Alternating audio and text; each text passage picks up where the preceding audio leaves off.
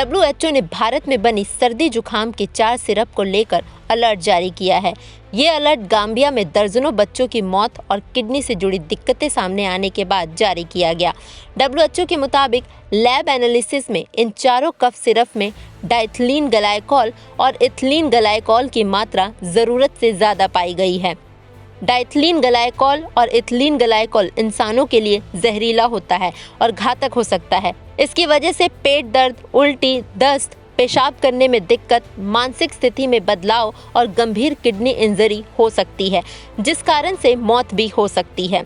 WHO ने बताया कि इन चारों कफ सिरप को तब तक असुरक्षित माना जाना चाहिए जब तक भारत की रेगुलेटरी अथॉरिटी इसका एनालिसिस नहीं कर लेती। WHO ने इनकी बिक्री पर रोक लगाने को कहा है। साथ ही ये भी कहा है कि ये बच्चों के लिए खतरनाक है और उनकी मौत भी हो सकती है।